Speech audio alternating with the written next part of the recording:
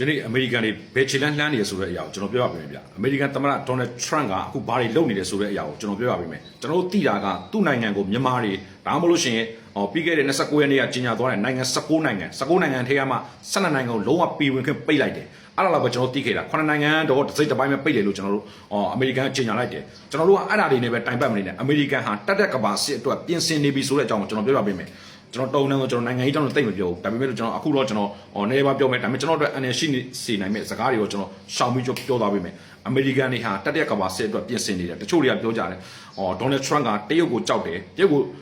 တရုတ်ကိုအဓိကတိုက်ခိုက်ရမယ်ရုရှားကိုအဓိကတိုက်ခိုက်ရမယ်လို့ပြောတယ်ဒါပေမဲ့နှစ်ခုလုံးကမှားပါတယ်အမေရိကန်အဲ့နှစ်နိုင်ငံလုံးကိုသူအဓိကတိုက်ခိုက်ရမယ်ဘာဖြစ်လို့ဆိုလို့ရှိရင်အခုတရုတ်နဲ့ရုရှားကဘလို့ခြေလှမ်းနှမ်းလဲဆိုလို့ရှိရင်ရုရှားကစီရေးနဲ့ကမ္ဘာကိုလွှမ်းမိုးနိုင်အောင်သူစဉ်းစားလိုက်မယ်ဒါပေမဲ့တရုတ်ကစီးပွားရေးနဲ့ကမ္ဘာကိုလွှမ်းမိုးနိုင်အောင်လုပ်တယ်အဲ့နှစ်ခုလုံးကိုအမေရိကန်ကတတ်ရမှာအမေရိကန်ကစီးပွားရေးကိုစစ်ရေးကိုနှစ်ခုလုံးကိုသူလုပ်ကိုလုပ်ရမယ်ဒါကြောင့်မို့အမေရိကန်ကသူဘာကိုလုပ်ချင်လဲကနေဒါကိုလုပ်ချင်တယ်ကနေဒါကိုရှောက်မှတာနဲ့သူကမြောက်အမေရိကတိုက်တိုင်းလုံးကိုသူတိတ်ပိုက်နိုင်မှာမြောက်အမေရိကတိုင်းလိုင်းကိုသူဖြန့်ကျက်ထားနိုင်လို့ရှိရင်အမေရိကန်တွေကိုနိုင်ဖို့ကမလွယ်ဘူးဗျနောက်တစ်ခုကသူပနာမာသူမြောက်ဘာလို့လုပ်ချင်တာလဲအမေရိကန်အနောက်ပိုင်းပနာမာသူမြောက်ကအမေရိကန်အနောက်ပိုင်းဥရောပနိုင်ငံတွေအကုန်လုံးချိတ်ဆက်ဖို့တော့ဖြစ်တယ်ပနာမာရဲ့အရှေ့ဘက်ကကျတော့အာရှတခွင်လုံးချိတ်ဆက်ဖို့တော့ဖြစ်တယ်အဲ့တော့အမေရိကန်စစ်အင်အားအရာပနာမာနဲ့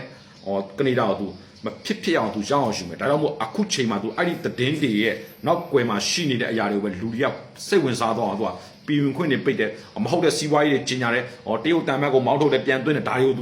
ူလုပ်ပြတယ်ဗျလူတွေကအဲ့ဒါတွေပဲတိုင်ပတ်နေချင်အမေရိကန်နောက်ကွယ်မှာအဲ့ဒီခေါင်းဆောင်တွေနဲ့သူညှိထားပြီးလောက်ပြီးကျွန်တော်မြင်တယ်ဘာလို့ညှိထားပြီးလောက်ပဲဆိုလို့ရှိရင်သူကစစ်ရေးအရာတော့သူကအချင်းချင်းသူကလုပ်မှာမဟုတ်ဘူးသူကညှိထားမယ်ဘယ်အချိန်ဘာဖြစ်လို့ရှိရင်မင်းတို့ငါဘက်ကဘလို့ကူညီရဘလို့ပါဝင်ရမယ်ငါစစ်အင်အားဘလို့ဖြန့်ကျက်ရမယ်သူဒါမျိုးလုပ်ထားမှာဗျအမေရိကန်သမ္မတဒေါ်နယ်ထရန့်တော်တော်အုံတော့ပြေးတဲ့လူဖြစ်တယ်အခုချိန်မှာသူဟာမိုက်ကန်တွေလုပ်တယ်လို့မြင်မဲ့ဒါသူမမိုက်ကန်မဟုတ်ဘူးသူလုပ်တဲ့အလုပ်တွေကသူဆုံးဖြတ်ရမယ့်အလုပ်တွေဖြစ်တယ်အမေရိကန်ပါတီနှစ်ရက်ရှိတယ် Republican နဲ့ Democrat ဆိုတာရှိတယ် Republican တွေကပတ်စံရှာတယ်အခုအမေရိကန်သမ္မတဒေါ်နယ်ထရန့်က Republican အဲ့တော့စီးပွားရေးသမားဖြစ်တဲ့အတွက်သူသမ္မတမဖြစ်ခင်မှာသူ့ကိုအားလုံးဝိုင်းထောက်ခံနေတာအမေရိကန်စီးပွားရေးတိုးတက်အောင်လို့ဒါပေမဲ့အဲ့ဒါတွေပဲပြည်သူတွေကမြင်ကြတယ်တခြားနိုင်ငံမှာရှိတဲ့လူတွေကလည်းအဲ့ဒါမြင်ကြဒါပေမဲ့သမ္မတထရန့်ကစီးပွားရေးကိုနိုင်ငံရေးသူလုပ်ရအောင်မယ်ဒီမိုကရက်ကကျတော့ဘာလို့ဆိုရင်ငွေဖြုံးတယ်လို့အမေရိကန်မှာရှိနေတဲ့လူတွေကမြင်ကြတယ်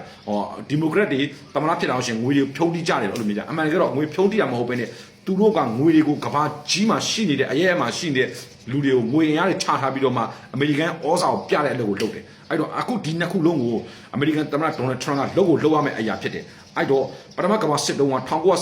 1914နဲ့1918ပထမကမ္ဘာစစ်ဖြစ်တဲ့အခါ၄နှစ်တာစစ်ပွဲဖြစ်တဲ့အခါမှာအမေရိကန်တိတ်မပါဝင်ခဲ့ဘူးဒါပေမဲ့အမေရိကန်ဩဇာကမ္ဘာကြီးကိုကြောက်ခဲ့တယ်1939နဲ့1945 6နှစ်တာဒုတိယကမ္ဘာစစ်ဖြစ်တဲ့အချိန်မှာလည်းမဟာမိတ်တွေနဲ့ဖက်စစ်တွေဖြစ်ကြတယ်အဲ့ဒီအချိန်မှာလည်းအမေရိကန်3နှစ်လောက်ထိုင်ကြည့်နေတယ်နောက်ဆုံး3နှစ်လောက်မှာဂျပန်တွေကအမေရိကန်ဒီပိုင်နဲ့ပလက်စတစ်ကောင်ဘုံကျဲတဲ့အချိန်ကျမှအမေရိကန်တွေပါဝင်ခဲ့တယ်အဲ့ဒီအချိန်မှာအမေရိကန်တွေဘာလုပ်နေလဲအမေရိကန်သူ့ရဲ့ဩဇာကိုပြပြီးတော့မှစစ်ဖြစ်နေတဲ့အရာမှာလက်နက်တွေကိုသူရောင်းတယ်အခုချိန်မှာလည်းကြည့်ပါယူကရိန်းနဲ့ရုရှားနဲ့ဖြစ်တဲ့အချိန်မှာအမေရိကန်တွေကအခုဒေါ်နယ်ထရန့်လက်ထက်မှာခဏလက်ဆောင်နေလိုက်တယ်ဘာလို့လက်ဆောင်နေလိုက်လဲအခုပဲကြည့်ပါလားဥရောပတွေကမဖြစ်မနေယူကရိန်းပါသွားလို့မရဘူးဆိုတိတဲ့အချိန်မှာယူကရိန်းကိုစစ်လက်နက်တွေထောက်ပံ့ပေးတဲ့အချိန်မှာအမေရိကန်ရှီကနေလက်နက်တွေဝယ်တယ်အမေရိကန်ဒုတိယကမ္ဘာစစ်ပုံစံမျိုးအချိုးမျိုးချိုးလာတယ်အမေရိကန်တွေဒုတိယကမ္ဘာစစ်မှာလည်းအဲ့လိုမျိုးသူလုပ်ခဲ့တယ်အခုတက်တဲ့ကမ္ဘာစစ်ကိုဖြစ်ဖို့တော့သူစစ်ကိုပြင်နေတယ်ကျွန်တော်တို့ကပြည်ဝင်ခွင့်နေတယ်မဲ့တိုင်ပတ်မနေနဲ့အမေရိကန်တွေဘာလုပ်နေတယ်ဆိုတဲ့အရာကိုလည်းတစ်ချက်လောက်